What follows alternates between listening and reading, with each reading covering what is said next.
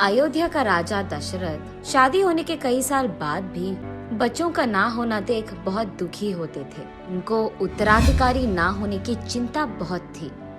वशिष्ठ महामुनि दशरथ राजा को ऐसे देख उनकी चिंता के कारण जानते हैं। राजा, महायज्ञ का आयोजन कीजिए, अब वो भगवान ही आपकी चिंता दूर कर देंगे। ये कहकर अगले ही दिन दशरथ राजा और वशिष्ठ मुनि मिलकर महायज्ञ का शुरुआत करते हैं। यज्ञ के दौरान एक शक्तिशाली आदमी प्रसाद लेकर उस यज्ञ की आग से बाहर आता है। इस प्रसाद को अपने 3 बीवियों में बांट दो, ये कहकर प्रसाद को दशरथ राजा के हाथ में देते हैं। कुछ ही दिनों में कौशल्या को राम, कुछ और दिन बाद सुमित्रा को लक्ष्मण और कुछ और दिन गुजरने के बाद कैकेयी को भरत और शत्रुघ्न जन्मते हैं। कुछ ही सालों में विद्याभ्यास करने के लिए दशरथ राजा उनके बच्चों को वशिष्ठ मुनि के आश्रम भेजते हैं। उनकी पढ़ाई के दौरान एक हादसा ऐसे हुआ था कि एक महायज्ञ को एक राक्षस रोकने की बहुत कोशिश कर रहा था।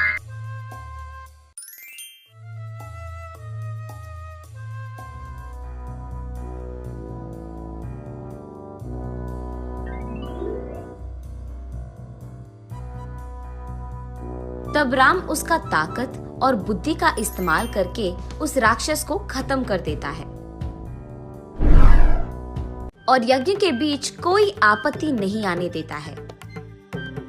श्री राम की वीरता का वशिष्ठ महामुनि कदर करते हैं। दूसरी तरफ जनक महाराज सीता स्वयंवर के लिए डंडोरा पिटवाते हैं।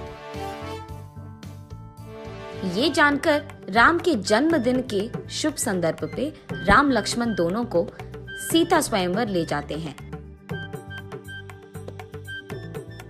अत्यंत सुंदर सीता के लिए दूर दूर से राजाएं हाजिर होते हैं।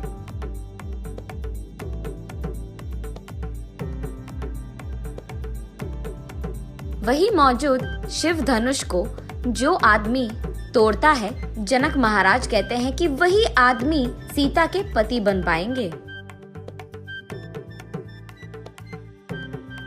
वही हाजिर बहुत सारे राजाएं उनकी अपने अपनी ताकत का दिखावा करते हैं, लेकिन सारी कोशिश विफल होते हैं।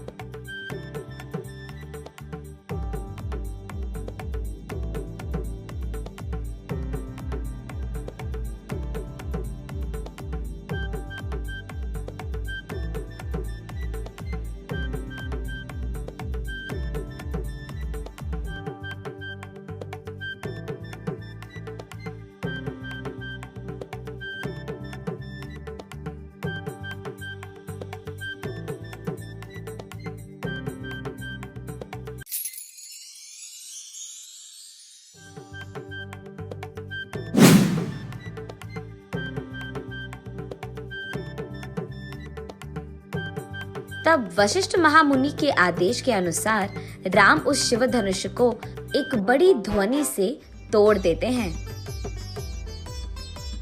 तब जनक महाराज सभी के आशीर्वाद से राम और सीता की शादी धूमधाम से करवाते हैं।